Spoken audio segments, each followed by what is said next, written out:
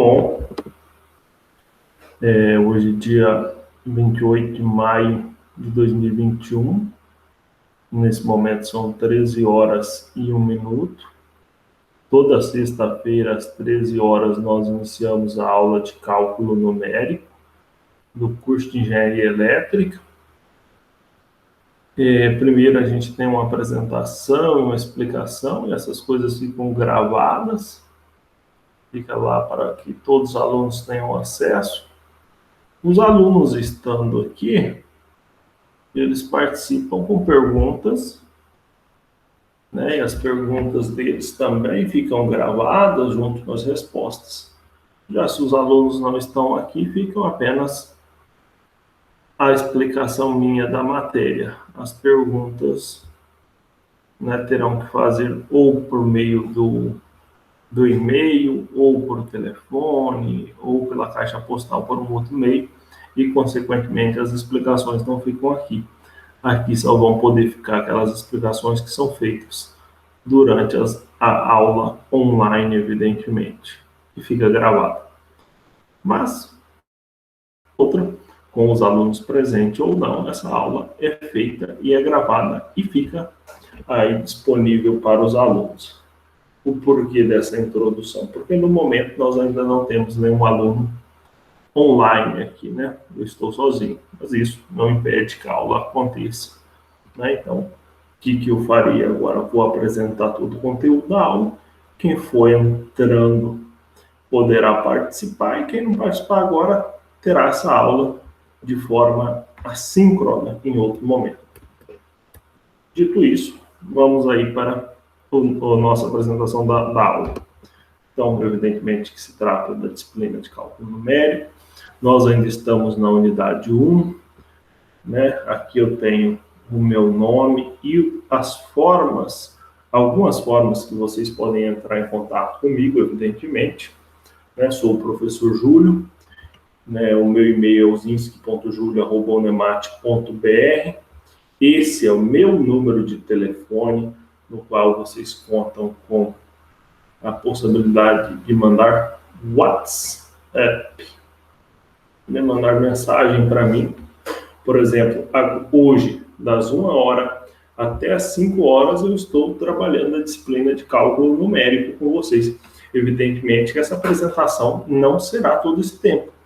Então, no momento em que eu não estiver mais apresentando, vocês podem fazer os exercícios e me contactar pela caixa postal do SIGA-A, né? Tem essa opção também, né? Caixa postal do SIGA-A, por esse e-mail ou por esse telefone. Esse telefone não faz parte do meu contato oficial, porém é muito mais rápido para que eu te responda por aqui. Algum dos alunos ficou responsável de criar um grupo do WhatsApp, eu não lembro o nome dele, mas não foi criado, né? Porque eu não estou em nenhum grupo até agora, para cálculo numérico. Lembrando que semana que vem nós temos a nossa primeira prova, né? Eu vou até entrar nesse momento aqui no SIGA-A para ver aqui, ó, nossa primeira avaliação é dia 4 de junho. Né? Então já fica aqui, né? Vou deixar aqui nesse aviso, ó, entre os avisos. Próxima aula, né? Ou próximo encontro. Próxima aula, 4 de junho, né, de 2021, para ninguém ter uma dúvida, nossa primeira avaliação online, né? Nossa primeira avaliação online. Então, já fica aqui esse recadinho, dia 4 de junho. Caso eu tenha falado errado, é dia 4 de junho, né? Mês 6, nossa primeira avaliação online.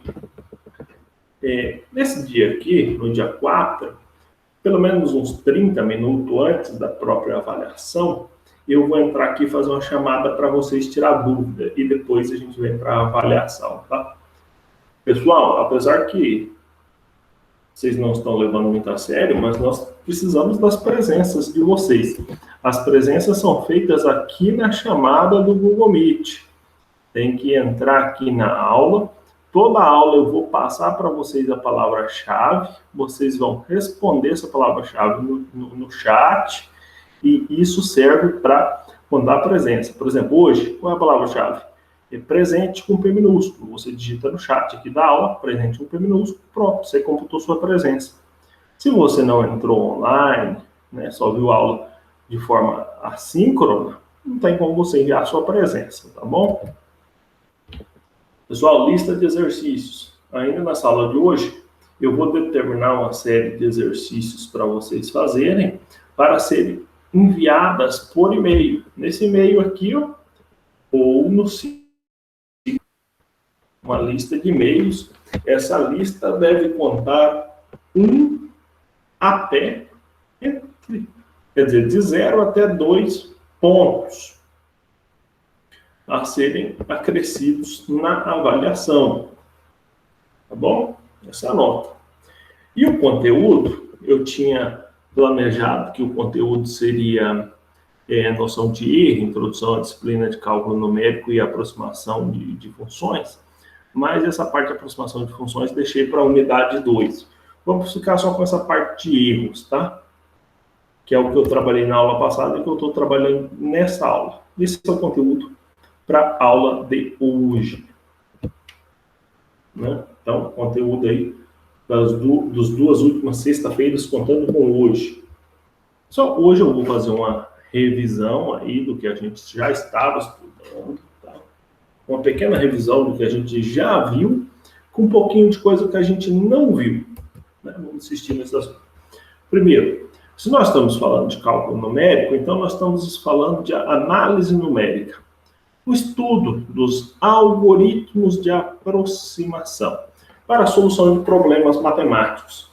Problemas matemáticos são problemas dos engenheiros, são problemas dos físicos, são problemas dos próprios matemáticos, né? De todo mundo, né? Sou biólogo, não tem problema matemático para resolver? Claro que tem, né? E normalmente nós utilizamos algoritmos numéricos para resolver tais problemas. Nós temos aí, evidente, aqueles que são diretos, os recursivos e os iterativos, né? Aqueles que funcionam por recursão, aqueles que funcionam por meio de iterações e aqueles que funcionam de forma direta, né? Os iterativos, eles apresentam uma sucessão de passos, visando uma chamada convergência, né? Para o valor aproximado da solução. É como se nós fôssemos fazendo aproximações, melhorando a solução atual até chegar na solução exata, ou melhor, num valor aproximado da solução exata. Tá? Qual que é o objetivo do cálculo numérico? É estudar e criar algoritmos para a resolução de problemas que podem ser representados por modelo matemático. Né? Vários tipos de problema, lançamento de um foguete, criação de um programa que calcula uma rota para você andar de carro na cidade, né? Você precisa de algoritmos para te ajudar. Quem nunca estava lá andando de carro com o seu Waze, né? Aí ele fala assim, ó, vira na primeira rua, e você ao invés de virar na primeira, você passa para a segunda. Ele tem que recalcular, né? E se você, em vez de fazer isso, você continua desobedecendo. Ele sempre está recalculando, te dando uma solução aproximada, né? Eu falei foguete, falei de Waze, falei de aplicativo, falo de coisas modernas, mas essa história aí de aproximações para ter resultado não começam com o advento do computador, né? Uma das primeiras referências aos métodos numéricos, né, é essa tabuleta babilônica aqui, ó, que fornece uma aproximação para a raiz de 2, né? Que é a raiz de 2? Imagina um quadrado, um quadradinho, que tem lado 1. Né? Lado 1. Qual é que é o comprimento dessa diagonal D? Vocês conhecem o teorema de Pitágoras, sabem que diagonal ao quadrado é igual ao quadrado, a soma dos quadrados dos lados, né? Portanto, a diagonal aqui é raiz de 2. Tá? Mas quanto é que vale esse raiz de 2? Raiz de 2 é um número irracional. Você não tem como dar esse valor inteiro. Mas hoje, é claro que a gente sabe de cabeça que esse número é aproximadamente 1,41. Mas como é que funcionava para essas pessoas aqui, há tanto tempo atrás, para fazer uma aproximação de raiz de 2. Os babilônios, por exemplo, tinham essa aproximação aqui para a raiz de 2, né? Seria o quê? Seria medir esse comprimento. Eles mediam, olha, dá um inteiro, né? Imaginar que aqui ó, tem um inteiro aqui e um inteiro aqui, né? Eles falam aqui ó, também cabe um inteiro e sobra um pedacinho, né? Então, cabe um inteiro, sobra um pedacinho, que é 24 sobre 60, né?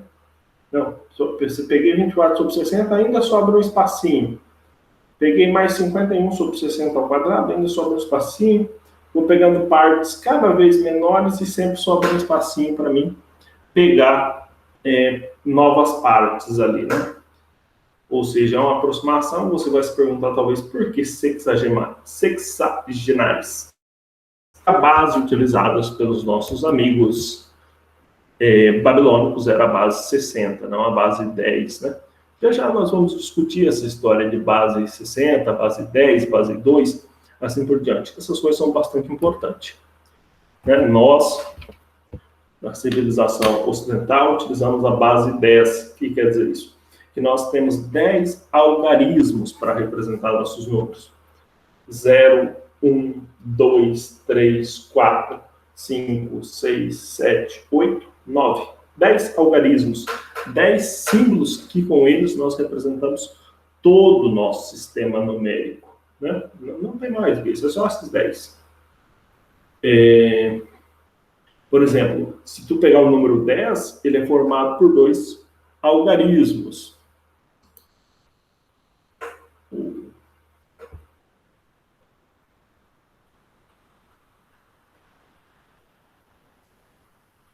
Seja bem-vindo, Vitor.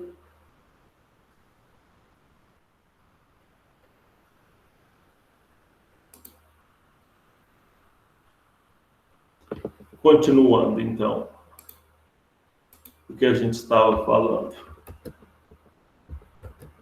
Então, se você pega o número 10, por exemplo, ele é formado por 2 algarismos.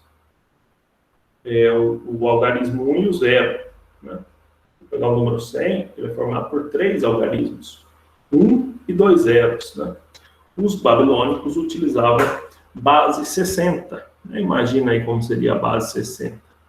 Você precisa de um monte de símbolos, né? Nós temos ainda hoje, nos dias atuais, um resquício de uma base 60, que é o relógio, né? Uma hora tem 60 minutos, né? Então, por exemplo, para você sair de um segundo e passar para minutos, você tem que andar 60 unidades, né? Para você sair de minutos e passar para horas, tem que andar 60 unidades.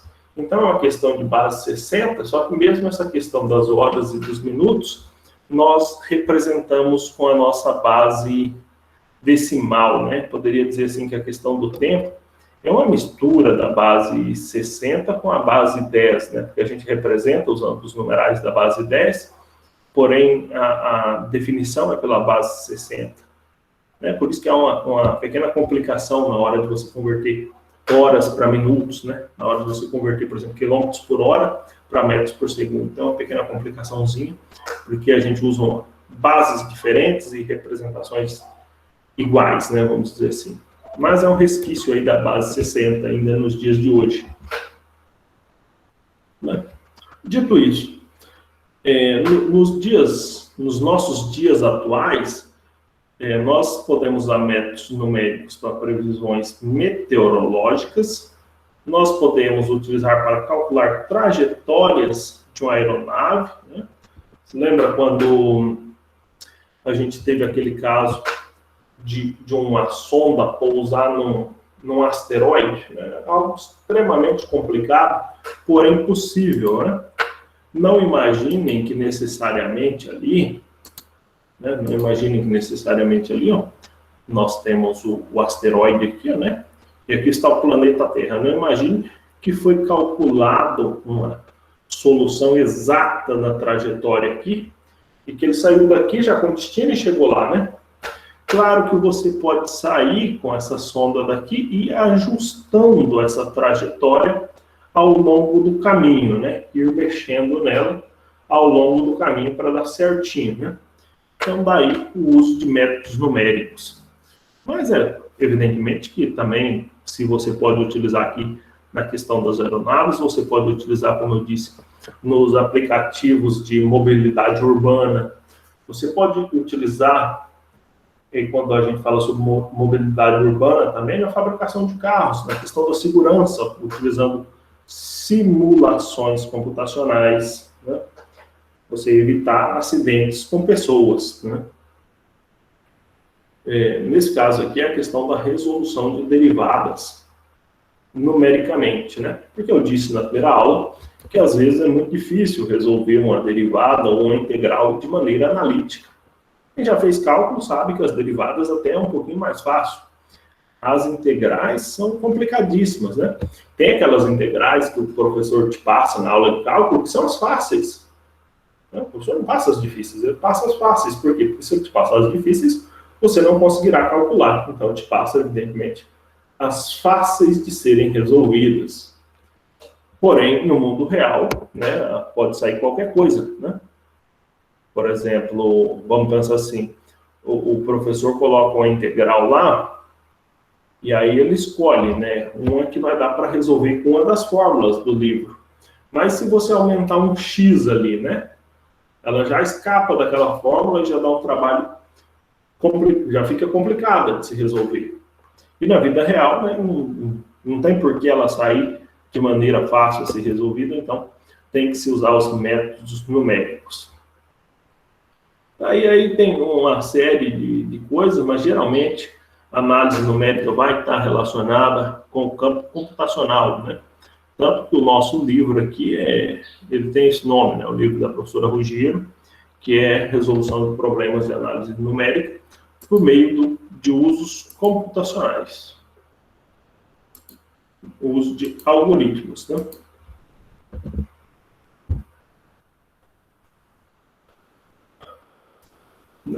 Então, através do método numérico, a gente calcula a solução de um problema realizando apenas uma sequência de operações aritméticas. O que isso quer dizer? Por exemplo, se eu disse que é interação, você quer uma solução exata. Você vai calculando soluções aproximadas, indo no caminho daquela exata. Cada vez que você calcular uma nova solução, você está fazendo uma operação aritmética, uma iteração, né? E o número de iterações tem que ser finito, senão nunca você vai chegar lá. E você vai chegar sempre, ou normalmente, numa solução aproximada. Né? Você vai ter valores que nem sempre são os pretendidos, né? Então, você terá uma diferença entre o valor obtido, aproximado, e o valor exato. Essa diferença tem nome. Erro. Esse é o nome dessa diferença. Erro. Né? E aí nós temos diversas fontes de erro no problema. Vamos entender como é que funciona um problema para ser resolvido aí por meio da análise numérica? Você tem um problema físico, você tem o modelo matemático e a solução. Do problema físico até o modelo, você tem um processo chamado de modelagem matemática. Entre o modelo matemático e a solução, você tem a resolução, na qual você utilizará métodos numéricos aqui nesse caso. Né? Imagine a seguinte situação. Uma pessoa, ela tem que sair de casa de manhã cedo e chegar no trabalho no horário. Aqui é na casinha dela. E aqui está o trabalho. O trabalho, seja lá onde ela trabalha. Aqui no trabalho. E ela tem que pegar o carro dela e ir para o trabalho. Um dia, ela sai 15 minutos adiantado de casa do horário de trabalho. Ela vai trabalhar às 7 da manhã. Ela sai 15 minutos e percebe que chega lá no trabalho às 6h50, 10 minutos antes. Então, ela tem um problema. Ela fala, olha, estou saindo de casa 15 minutos antes, estou chegando muito cedo do trabalho, não quero isso. Então, ela vai pegar esse problema, que é um problema físico, e modelar. Falar, então, daqui da minha casa, no trabalho, tem uma distância, se eu sair 15 minutos, cheguei 10 antes, tem uma distância de 5 minutos. Isso é o processo do modelo.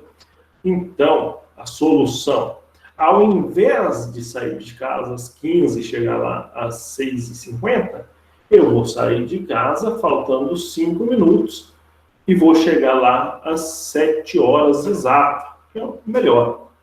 Porém, essa pessoa pode testar essa solução e, por exemplo, ela sai de casa faltando 5 minutos e chegar lá 5 minutos atrasado. Chegar lá às 7h05, por exemplo, né? E aí, o que ela vai perceber? Ela vai perceber que ou na modelagem ou na resolução, em algum canto, teve um erro, teve uma diferença. Né? Nesse caso aqui, eu diria que foi no modelo. Né? Alguma coisa não foi considerada no modelo. Alguma coisa está faltando. Então, ou nós vamos ter sempre uma solução aproximada. Né? E nós temos a famosa introdução de erros na resolução do problema, que pode ocorrer devido a vários fatores. Vamos entender algumas possibilidades de origem de erros. Erros iniciais do problema são exteriores ao processo de cálculo, são erros do modelo matemático ou dos dados. Voltando aqui. Aqui nesse caso, né, vamos pensar assim, saindo 15 minutos antes, ele gastou 5 minutos para chegar no serviço. Por quê? Porque ele saiu antes do horário de pico, não pegou trânsito. Ele saiu com 5 minutos antes, pegou o trânsito. Então, ao invés de ele gastar 5 minutos, ele gastou 10. Né? Então, houve um erro na modelagem. Né? É um erro no modelo. Mas seu erro não precisa ser só no modelo, você pode também ter erro inerente aos dados, a própria coleta de dados. Né? Por exemplo, um pesquisador aí que esteja interessado em fenômenos climáticos, né? Suponha que ele se esqueça aí de uma variável, né, de alguma coisa que é importante, ou que ele se lembre dela, né? Pegue esses dados de alguma forma viciado, né? Por exemplo, eu quero fazer uma pesquisa para saber sobre o efeito do whey, né, do suplemento, da suplementação no corpo humano.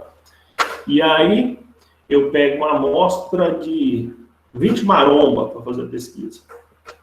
Né? E aí eu vou chegar no resultado, esse resultado provavelmente vai ter problema, por quê? Porque eu queria fazer uma pesquisa para todo mundo, e na hora de pegar minha amostra, eu peguei só marombas, né? Peguei a amostra errada, tive um erro ali na coleta de dados. Então, os erros podem estar na fase inicial do problema, né? Podem estar na coleta de dados em si, ou na própria modelagem. Mas também posso fazer um modelo que seja adequado, um modelo, né, interessante, com os dados bem colhidos, e posso ter erros na fase da resolução do problema, né? Ou seja, erros associados ao uso dos métodos numéricos. Quais seriam os possíveis erros associados ao uso de métodos numéricos? Erros de arredondamento e erros de truncatura. Né? Vamos rever aqui, ó. Tem um problema físico aqui no início, problema da vida real, como uma pessoa que quer chegar no trabalho no horário. Eu vou modelar esse problema, né? O problema aqui em si, ele não é uma equação, um sistema de equações, função, nada disso. É um problema, é uma história que está acontecendo. Né?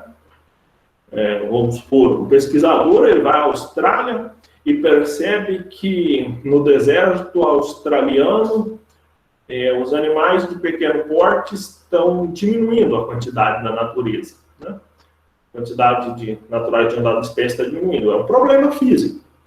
Agora, eu preciso trazer esse problema físico para o modelo matemático, escrever por meio de equações, né?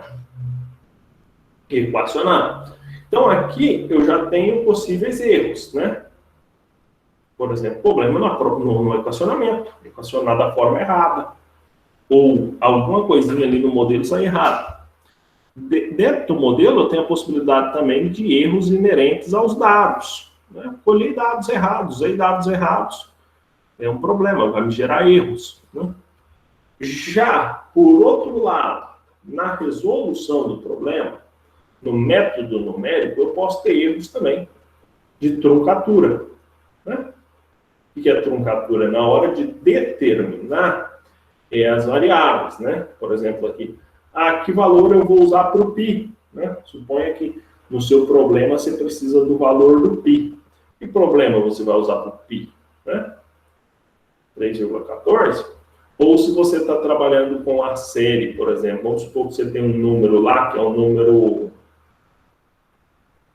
número tal ao quadrado, sei lá. E esse número ele é dado por uma série, tipo,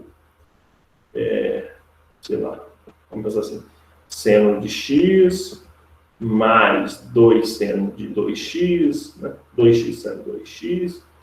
E essa série aqui é uma daquelas séries que tem pontinhos de interrogação, continua para sempre.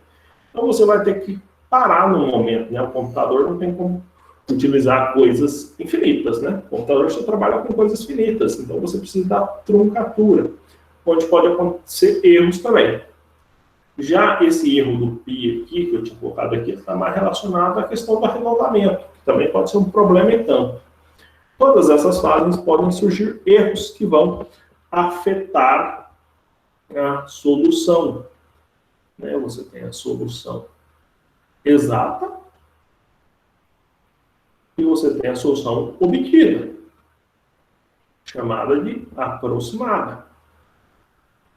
O desejo é que essas duas coisas sejam suficientemente próximas, né? Que o erro seja insignificante.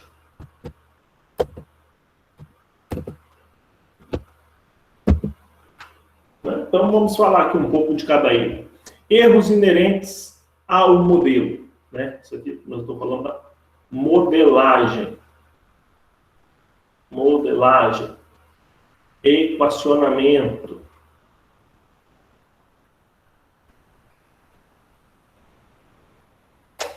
O modelo matemático raramente oferece uma reprodução exata dos fenômenos reais, né? A gente sabe que, na realidade, os fenômenos não podem ser colocados em equações tão precisas, nem as fórmulas da física, né? Quando tu pega uma fórmula, força igual massa vezes aceleração, será que realmente funciona 100% assim? Não.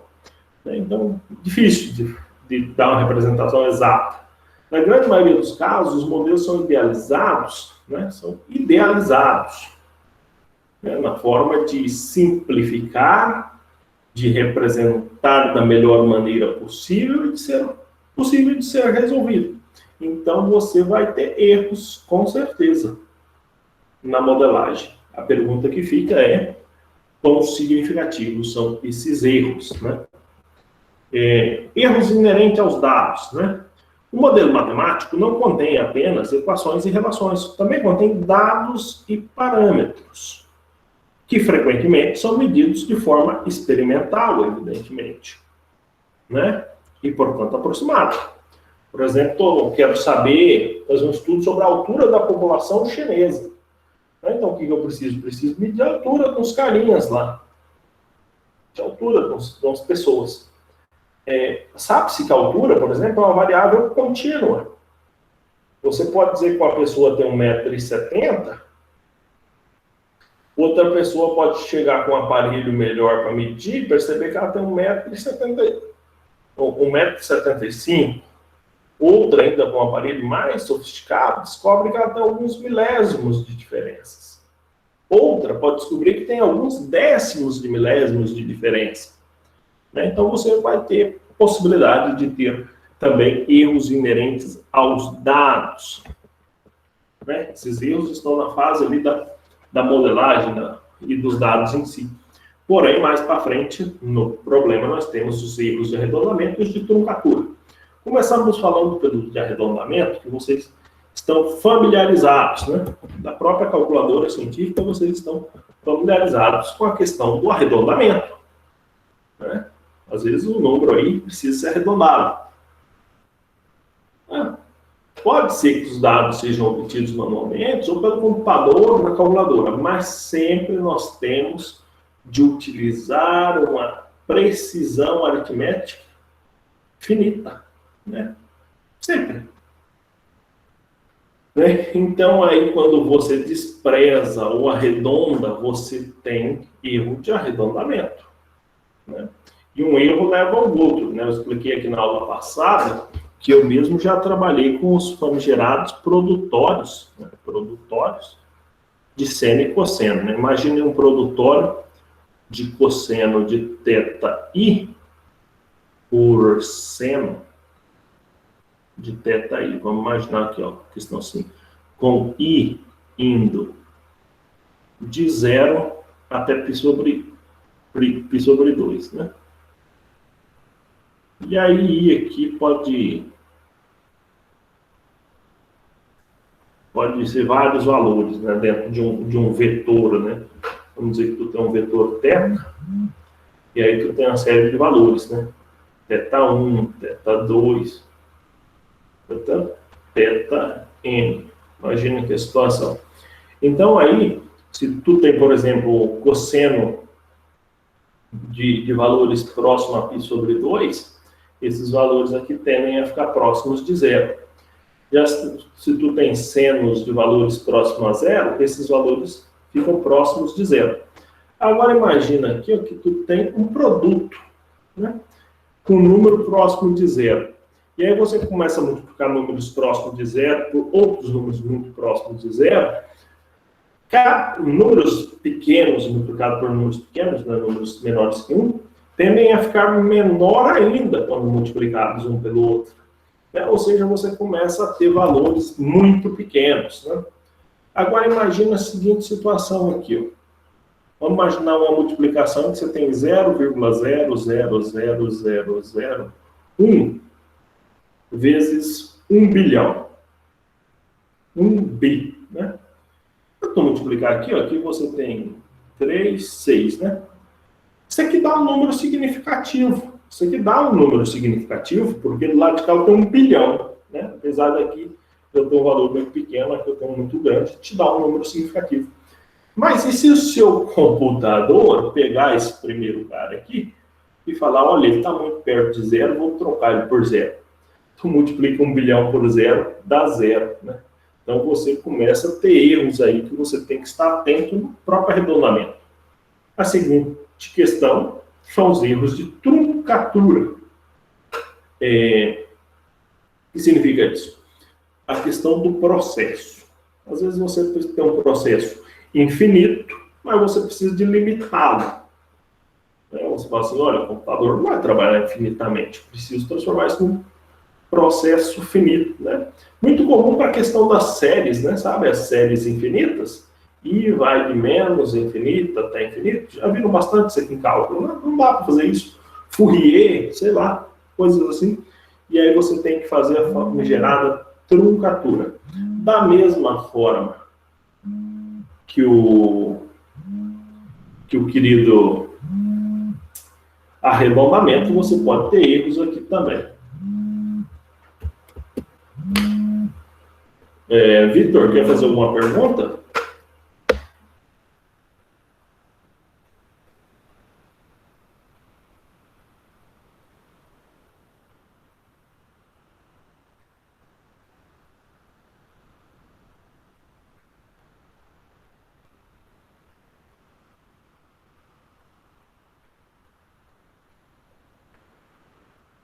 Vitor, eu preciso de 2 minutinhos, eu já volto, tá bom?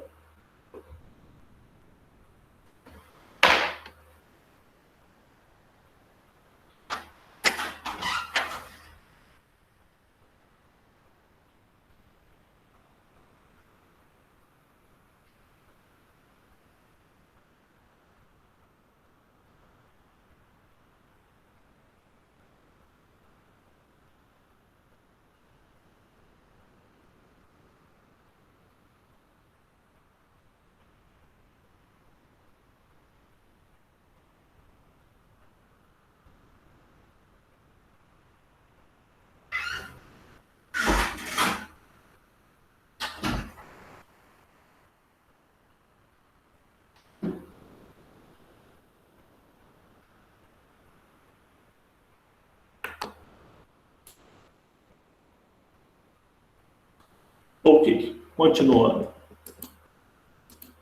Então, a truncatura vai me levar a situações parecidas, porém distintas, o arredondamento.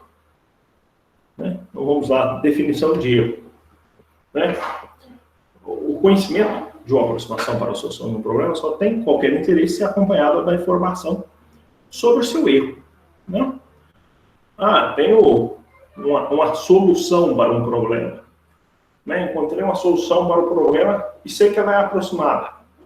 Mas quão aproximada? Quão próxima da solução esperada é isso aqui? Muito longe? Muito perto? Então, eu preciso da informação sobre o erro. E o erro, ele tem uma formulazinha para a gente calcular. Ó. Vamos considerar que x é o valor, x barra é o valor aproximado de uma quantidade cujo valor exato é x. O erro de x barra, então, delta x, ou E, poderia usar, é x menos x barra. É o valor exato menos o valor aproximado. Emanuel, boa tarde, Emanuel. Seguimos. É o valor exato menos o valor aproximado. Essa é a definição de erro. Ainda dentro desse assunto de erro, nós temos duas possibilidades. Erro absoluto e erro relativo. O erro absoluto é isso que eu acabei de falar. É o valor aproximado e o valor exato, né? E o valor exato, né? Olha aqui a fórmula aqui que eu tinha. Delta x igual a x menos x barra, né? Delta x igual a x menos x barra. Então, delta x é o x que é o valor exato menos o valor aproximado. Então, já que eu vou falar em absoluto, eu vou pegar esse próprio delta x aqui, vou falar o erro absoluto. Então, ele é o quê? Ele é o módulo de x menos x barra. Ou, evidentemente, o módulo do próprio delta x. Né? Esse é o erro absoluto. Já o erro relativo, né, se é relativo, tem uma relação com alguém. Como? Por meio de uma fórmula, né? Vamos chamar de R de x, e vamos pegar esse E de x e dividir pelo módulo de x. Né? Então, o erro relativo, e R de x, ele é o próprio E de x, o erro absoluto, dividido pelo módulo de x. Quem que é o x? É o valor exato. Ou dessa forma aqui, delta x sobre x.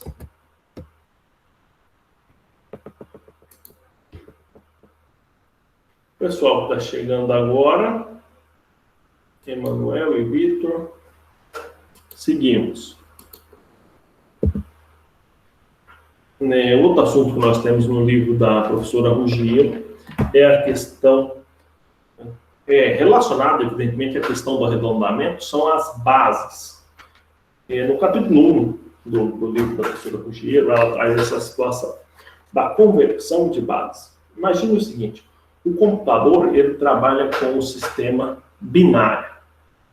Né? O computador trabalha com o sistema binário. Nós trabalhamos com decimal. Mas o computador trabalha com uns e zeros. Né? Então, por exemplo,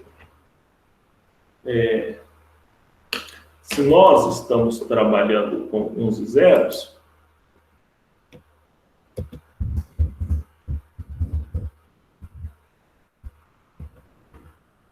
o computador trabalha com binário. Tem uma famigerada piadinha, né, que o pessoal da computação gosta. Quer dizer, eu tenho 10 tipos de problemas, né? Quer dizer, existem 10 tipos de pessoas, né? 10 tipos de pessoas. Aqueles que sabem e aqueles que não sabem, binários, né? Então, pegar o decimal e transformar em binário. Deixa eu só fazer uma pequena modificação nesse desenho que eu fiz.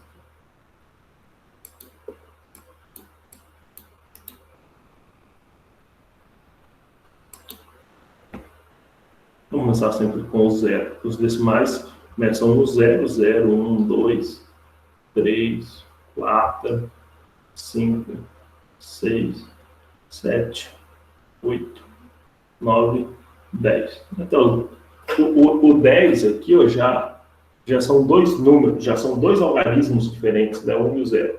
O binário, nós podemos começar no 0 também, depois para o 1. Só que o binário só tem o 0 e 1, né? Daí também chamado de base 2, né? Decimal é base 10. Nós utilizamos o binário base 2. Então ele vai 0, 1, depois ele tem que usar esses dois algarismos de novo, né? Então, os dois algarismos, o 0. Depois o 1 e o 1, pronto. Já esgotou as possibilidades. Com apenas dois algarismos, tem que ir para 3 algarismos. Né? 1, 0, 0, 1, 0, 1, 1, 1 e 0, 1, 1 e 1. Pronto, aí tem que passar para frente já. Tá? O computador trabalha com binário e a gente com decimal. Então, quando você quer que seu computador resolva um 10 vezes 10, ele tem que converter para binário, resolver, depois converter para decimal e te entregar a resposta. Perceba que já aí podem haver muitos problemas, né? Então, vamos entender como é que funciona essa correlação entre binários e decimais. Na decimal, a gente tem 10 algarismos, né? Começando do 0 e vindo até o 9. Enquanto binário, a gente tem 2, né? O 0 e 1. Bom, então, nota aqui que eu escrevi o número correspondente ao 7. Eu já não tenho mais possibilidade de escrever números com apenas 3 algarismos aqui, né? Eu tenho que usar 4 algarismos aqui. Opa, errei aqui, né? Só 1 e 3 zeros, né? Esse último não precisa. Depois eu posso adiantar o 1 aqui no final, né? E aí segue, né? Vamos parar aqui. Posso usar outras bases também, né? Outras bases também são utilizadas, né? Nós não vamos ficar falando muito, mas poderia utilizar uma base que eu tenho, por exemplo, 8 algarismos. 1, 2, 3, 4, 5, 6, 7, 8. 8 algarismos. Olha, então usei os 8 primeiros algarismos aqui, eu tenho que começar a repetir, né? Comecei a repetir. Sigo nessa brincadeira. E se eu quisesse usar uma base com mais algarismos do que a nossa base decimal? Inicialmente, eu falei sobre a possibilidade da base 60. Vamos imaginar hexadecimal. 16. 1, 2, 3, 4, 5, 6, 7, 8, 9, 10. Opa, 10 não. Tem um problema. Por que não 10? Porque 10 eu já estaria utilizando dois símbolos daqui, né? Então aqui não vai ser 10. Vou ter que usar outro símbolo aqui, o número 10. Um A, por exemplo, um B, um C, um D, um E. Quantos eu já coloquei aqui? 10, 11, 12, 13, 14, 15, 16. Então aqui eu tenho uma base hexadecimal, com 16 algarismos diferentes. Depois desse 16º, eu iria começar, né? Aí sim ia aparecer o 17º, que é a junção dos dois primeiros. Né? Então, bacana. Existe isso aí e é fácil verificar a correspondência entre dois números pequenos, né? Por exemplo, como é que fica o número 3 em binários, né? Não é muito difícil. Mas se eu tivesse um número muito grande em binários? Bom, haveriam duas possibilidades. Eu vou começar de trás para frente. Vou começar aqui. Escrever um número... Vou considerar que o número é inteiro. Né? Vou começar com números inteiros. Como é que eu poderia escrever, por exemplo, o número 1329 na base 5? Como é que eu faço isso? Bom, o segredo aqui é descobrir que o nosso sistema, o que a gente usa no dia a dia, ele já é um sistema que ele é uma continha. Qualquer número nosso é uma continha. Você pega o número 1329, o que ele significa, né? Significa um número no sistema indo-arábico. Esse aqui é a mesma coisa. Aqui, ó, por exemplo, esse 9 é unidade, esse 2 é dezena, esse 3 é centena e esse 1 é milhar. Significa que esse 9 e esse 1 têm significados totalmente diferentes. Se tu escrever 9, 3, 2, 1, é um número totalmente diferente daquele lá. Totalmente diferente. Por quê? Porque a posição que o número está implica no valor que ele tem, né? É um sistema posicional. Então, esse 9 aqui, ele é 9 unidades. Esse 2 é 2 dezenas. Se eu for comparar ele com o 9, isso aqui ó, equivale a 20 unidades. Esse 3 equivale a 300 unidades, ou a 3 centenas. Esse 1 equivale a 1000 unidades, ou 1 milhar. Então, isso aqui, evidentemente, pode ser escrito da seguinte forma, né? 9 vezes 10 elevado a 0. 10 elevado a 0 dá 1, vezes 9 dá 9. São aquelas 9 unidades. Mais duas dezenas, né? Ou seja, 2 vezes 10 elevado a 1. Vocês sabem que 10 a 1 é 10, vezes 2, 20, né? 2 dezenas. Mas 3 vezes 10 ao quadrado, porque 10 ao quadrado, tu sabe que é uma centena, é 100 vezes 3 dá 300. Mais 1 vezes 10 ao cubo, né? 1 vezes 10 ao cubo, você sabe que dá 1000. Somando tudo isso aqui, ó, te dá 1329, né? Então, você pode escrever o número dessa forma. Isso vai ajudar muito na hora de convertê-lo para outras bases. Por exemplo, vamos converter esse número para a base 5. Então, ao invés dele ficar multiplicado por 10, eu preciso que esse número, no final das contas, esteja multiplicado por 5, né? Seja alguma coisa multiplicada por 5, por outra coisa multiplicada por 5 e assim por diante. Eu posso fazer uma divisão para mim fazer isso, né? Já que eu quero a base 5, né?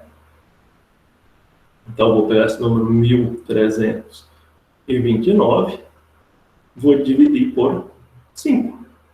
Quando é que dá 1329 dividido por 5? Dá 265 e sobra 4. Vou pegar esse 265 e dividir por 5. Quanto dá 265 dividido por 5? Dá 53. E sobra nada. Sobra 0. Vou pegar esse 53 e dividir por 5. Vai dar por 10 e sobrar 3. 5 vezes 10, 50, sobra 3. Vou pegar esse 10, dividir por 5. Vocês sabem que dá por 2, sobra 0. Né? E paro aí. Né? Posso pegar o 2 e dividir por 5 também, se eu quiser. Dá por 0, evidentemente, e sobra 2. Né? O 2 não dá para dividir por 5, dá por 0 e sobra 2. Então, eu tenho um número aqui, ó.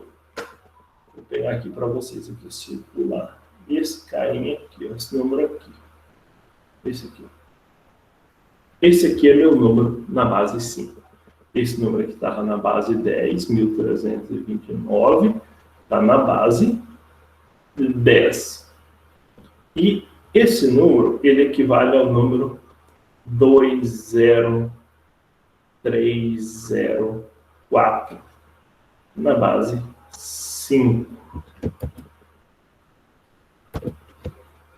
E aí um disclaimer especial que quando eu escrevo um número numa base, eu tenho que colocar a base aqui, ó, tá? No cantinho direito inferior, a menos que seja a base 10. Então, se está escrito a base, você já sabe qual que é. Se não está escrito, é a base 10. Olha que interessante, esse número aqui, ó, gente, não aparece nenhum algarismo maior que 4, né? Não aparece. Esse número aqui é 20304 na base 5, equivale ao 1329 na base 10, né? Significa que eu posso escrever 1329 dessa forma que eu escrevi aqui, ou que eu também posso escrever isso aqui como 4 vezes 5 elevado a 0, mais 0 vezes 5 elevado a 1, mais 3 vezes 5 elevado a 2, né? 3 vezes 5 elevado a 2. Né? Isso aqui eu não preciso nem escrever, né? Isso aqui eu podia cancelar. Mais 0 vezes 5 ao cubo, né? Que também poderia ser cancelado. Mais 2 vezes 5 à quarta. Né? Ó, posição 0, 1, 2, 3, 4. Né? Isso transformando o número de uma base 10 para a base 5. A gente também pode brincar, evidentemente, transformar o número numa base 12. Né? Como é que eu transformaria o número para a base 12? A primeira coisa que eu preciso é definir pelo menos 2 novos símbolos, né? Porque para a base 12 eu poderia dizer assim, olha, eu tenho na base 12 0, 1, 2, 3, 4, 5, 6, 7, 8, 9, até que eu tenho 10 números, eu preciso de 12. Então eu poderia colocar aqui ó, mais 2 símbolos, alfa e beta. Pronto, agora eu tenho 12 símbolos, né? E aí, vou dividir o número 855 por 12, né? Da mesma forma que eu tinha dividido antes o número 1329 por 5, agora eu vou dividir 855 por 12. Aqui dá 71, sobra 3. Vou dividir 71 por 12, tu sabe que dá por 5, né? Dá por 5 e vai sobrar 11. Esse 5 dá para dividir por 12. Esse 5, se eu dividir por 12, vai dar 0 e vai sobrar resto 5. Né? Então, aqui está o número. Né? Só que esse número aqui eu tenho um porém. Esse 11 aqui tem 2 algarismos, né? Então, eu vou ter que trocar ele pelo correspondente dele aqui, ó, pelo alfa. Então, o número equivalente a 855 na base 10, quando eu transformo para a base 2, é o 3 alfa 5. 3 alfa 5 na base 12. Né? É claro que essas duas continhas que eu fiz extremamente simples, mas as duas têm um detalhe que facilita, são números inteiros. Né? E a gente sabe que a gente tem números que não são inteiros, e aí eu volto lá uns minutinhos para trás. Tá? Alguns minutinhos para trás. Então vamos examinar aqui 3 números. Nenhum deles são inteiros, um na base 2, outro na base 8 e o outro na base 16. E queremos converter todo para a base 10. Então aqui você já sabe que aqui eu tenho, né? Não vou nem ficar explicando essa parte aqui não. Mas aqui, ó, por exemplo, aqui você está multiplicando por 2 elevado a 0, aqui você está multiplicando por 2 elevado a 1, aqui você está multiplicando por 2 a 2, 2, aqui é 2 na 3, né? 2 na 4 e aqui 2 na 5. E aqui do lado de cada vírgula, do lado direito, então, isso aqui é 2 na 0, aqui é 2 na menos 1. Aqui é 2 elevado a menos 2 e aqui é 2 elevado a menos 3. Né? Mais ou menos você teria aqui o seguinte, ó. Mas já vamos direto para o processo de conversão. Vamos diretamente para o processo de conversão. Aqui eu vou ter que fazer separado. Tem que fazer em... Não precisa fazer separado, não. Preciso não, porque eu estou indo para a base 10. Para a base 10 é tranquilo. O que eu tenho do lado de cá da vírgula? Só daqui até aqui. Eu tenho 0 vezes 2 elevado a 0, mais 1 vezes 2 elevado a 1, né? 1 vezes 2 elevado a 1, mais 0 vezes 2 elevado a 2, mais, né? Ó, 2 elevado a 0, 2 elevado a 1, 2 elevado a 2, 2 elevado a 3, 1 vezes 2 elevado a 3, mais 0 vezes 2 elevado a 4, mais 1 vezes 2 elevado a 5. Peguei só a parte à esquerda da vírgula. Ó, aqui é 0, aqui dá 2, né? Aqui é 0, aqui 2 ao cubo é 8, aqui é 0 e aqui 2 à quinta é 32, né? Então, 32 com 8, 40 com 2, isso aqui dá 42. 42 é a galera que está à esquerda da vírgula. E à direita da vírgula eu tenho o quê? Eu tenho 0 vezes 2 elevado a menos 1, né? Aqui agora pegando a direita.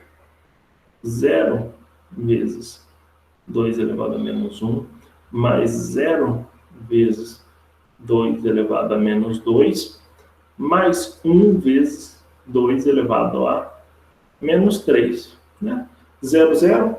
E aqui vocês podem utilizar a calculadora científica, tá? Caso eu não tenha dito para vocês nessa disciplina de cálculo numérico, essa disciplina é a disciplina da calculadora.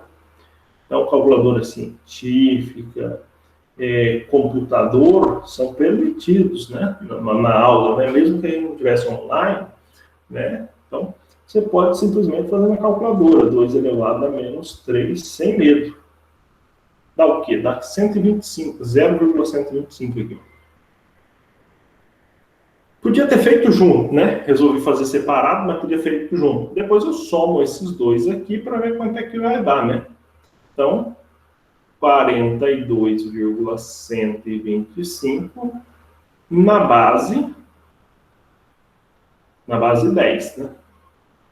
Na base 10 eu não preciso escrever que é na base 10. Escrevi aqui, mas não preciso não, tá? 42,125. Então aí eu fiz uma transformação do decimal para a base 10.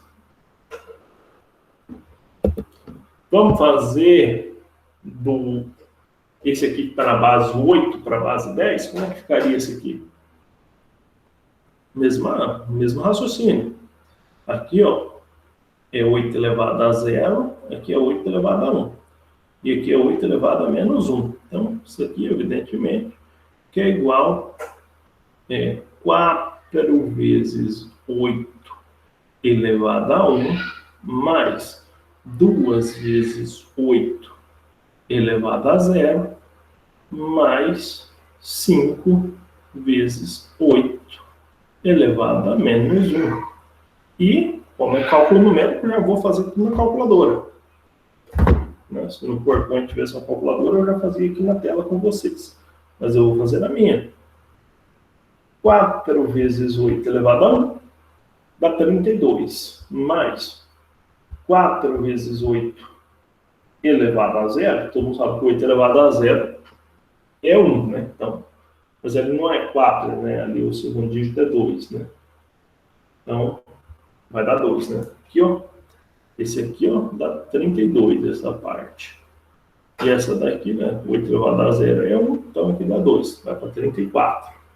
E quanto que é 8 na menos 5 vezes 8 na menos 1? 5 vezes 8 elevado a menos 1. Dá 0,625 aqui. 0,625. Então, 32 com 2 dá 34. Mais 0,625, 34,625. Isso aqui na base 10. Maravilha, né? Simples. Vamos fazer o último aqui também, que é na base 16. Né? Então, aqui nós temos... Isso aqui eu estou considerando que a base 16, ela é assim. Eu estou considerando a base 16 assim. 1, 2... Opa, começa no 0, né? 0, 1, 2, 3, 4, 5, 6, 7, 8, 9. Aí, A... B, C, D, E, F. Deixa eu ver se dá 16 aqui. Até aqui deu 10. Né? 11, 12, 13, 14, 15, 16. Base 16. Né? Vamos transformar para a base 10. Então, aqui eu tenho 1 vezes 16, né? Então, aqui, ó, aqui é 16 elevado a 0, aqui é 16 elevado a 1, e aqui é 16 elevado a menos 1. Então, eu tenho 1 vezes 16 elevado a 1, mais, aqui no lugar do A, é o valor 10, né?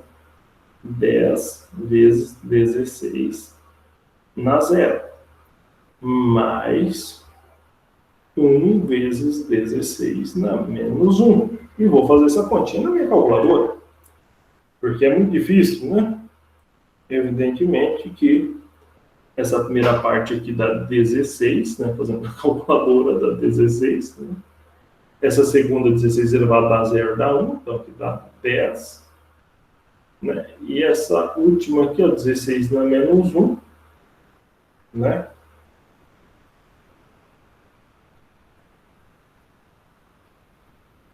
Isso daqui dá 0,0625. Então, quanto é que dá? 10 com 16, meus amigos? Dá 26, né? 10 com 16, 26. Vírgula 0,625. Pronto. Então, aqui eu brinquei com vocês com a conversão de 3 números de bases diferentes para a base 10. É bem simples. Quem tiver dúvida também, depois rever essa parte da aula aqui sem problema nenhum, né? E se nós fôssemos converter da base 10 para 2, por exemplo? Né? Aqui está o número que estava na base 2, mas eu vou colocar o que eu tinha achado na base 10. É o 42,125. Vou colocar aqui. Ó. Eu quero pegar o número 42,125 da base 10 e trazer para a base 2. Será que nós chegamos lá? Bom, agora, aqui vai mudar um pouquinho. Porque aqui eu vou ter que fazer duas partes separadas. A parte à esquerda da vírgula e a da direita da vírgula. A parte da esquerda é um número inteiro, né? Tinha acabado de explicar para vocês. Pego o número inteiro e divido pelo número da base que eu quero. Por exemplo, 42 dividido por 2 dá 21, sobra resto 0. 21 por 2 dá 2 vezes 10, 20, né? Dá 10, sobra resto 1. 10 dividido por 2, meu camarada, dá por 5, sobra resto 0. 5 dividido por 2, dá por 2, sobra resto 1. E 2 dividido por 2, dá 1, sobra resto 0. Eu podia dividir o 1 por 2, vai dar 0 e sobrar resto 1, né? Então aqui eu tenho, né, igualzinho eu fiz os anteriores, olhando lá para frente, 1, 0, 1, 0, 1, 0. 1, 0, 1, 0, 1, 0. Né? Essa é a parte à esquerda da vírgula. Faço pela divisão. E a parte fracionária, a parte à esquerda da vírgula, né? Vamos chamar isso aqui de parte inteira. Parte inteira.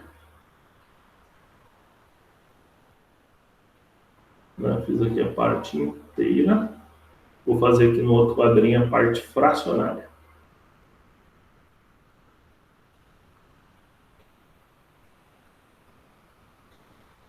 Parte fracionária. A parte fracionária, eu vou, ao invés de dividir, vou multiplicar por 2 até chegar no número inteiro. Então, eu vou pegar ali 0,001, multiplicar por 2. Ah, não, não é 0,01 não. Estou olhando o número errado, isso aqui nem conheceu. 0,125, tá?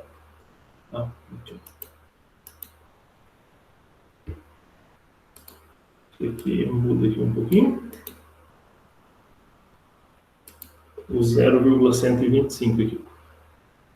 Vou multiplicar por 2. Vou obter, evidentemente, 0,250. Pego o 0,250, multiplico por 2. Quanto eu obtenho? 0,5, né? Pego 0,5, multiplico por 2. E agora eu tenho 1,0, né? Pronto, 1,0, parei, deu o número inteiro. Esses dígitos aqui, ó, esses aqui é o que vai compor a minha parte fracionária na base 2. Então, qual o número que eu tenho? Né? Juntando essas duas lorotas aí, o número que eu tenho é 10, 10, 10,001. Aqui, ó, é nesse sentido ascendente, e aqui é no sentido descendente, 0,001. Tá bom? Então, transformamos o número da base 10 para 2, né? O mesmo número nós tínhamos pego da base 2 e transformado para 10, né? Nós pegamos da base 10 e levamos de volta para a base 2. Se nós fizermos isso aí com da base 10 para 2, nós podemos fazer de outras bases também sem medo. Vou pegar o 42,5 também, né? Mesma coisa. 42 é a parte inteira. Opa, de novo, estou falando bobagem. Qual é a bobagem que o professor está falando? O seguinte, né, gente? Esse número aqui nem era para estar aqui, porque eu já conheço. 42,5 na base 8, nós fizemos as contas, e o que era mesmo? 42,5 na base 8 era 34,625. 34,625, tá aqui, ó. 34,625. Então, aqui a parte inteira é 34, né? Evidentemente está na base 8, 34,8, 8 vezes 4, 32, sobra resto 2. Se eu for dividir o 4 por 8, vai dar por 0, e o resto é 4, né? Então, no sentido ascendente, aqui eu já tenho a parte 42, né, do número aqui, ó. Falta esse vírgula 5 que eu vou obter do outro lado com 0,625. Só que aqui eu vou multiplicar por 8, né? 0,625 vezes 8. Vai dar quanto? Vai dar 5, né? Do 5. Então já morreu aqui também, né? Com o 5, né? Não deu mais ninguém, já deu 5, acabou. Então, 42,5. O número 34,625 na base 10 equivale a 42,5 na base 8. Né? E o 1A,1 na base 16, nós tínhamos transformado esse número aqui para decimal. Em decimal, esse número aqui era quanto? Ele era 26,0625. Né? Isso aqui na base 10. Vamos transformar de novo a base decimal. A parte inteira é 26. Qual que é a base? 16, né? Então, 26 por 16, você já sabe dar por 1, vai sobrar 10, tá? O 1, se eu for dividir por 16, vai dar 0 e vai sobrar 1. Né? Então, 1 e 10, né? 1 e 10. Só que o 1 é 1 mesmo, e o 10, nós lembramos que tinha que ser o A, né? Aqui na base. Nós estamos voltando da base 10 para base 16, enfim. E lá não pode colocar 10, né? Tem que colocar 1A, vírgula alguma coisa, né? Essa alguma coisa é esse 0,625. 0,625 vezes 16 dá quanto? Dá 1, né? E aí fechou, né? 1A,1 é o número na base 16, o número 26,0625. E a gente já tinha feito inteiros. Antes de encerrar também, eu vou falar um pouquinho do sistema de ponto flutuante. Como que o número é escrito, então, na nossa base, né? Eu já mostrei para vocês. Nós temos a chamada mantissa, a base e o expoente. Aqui, ó.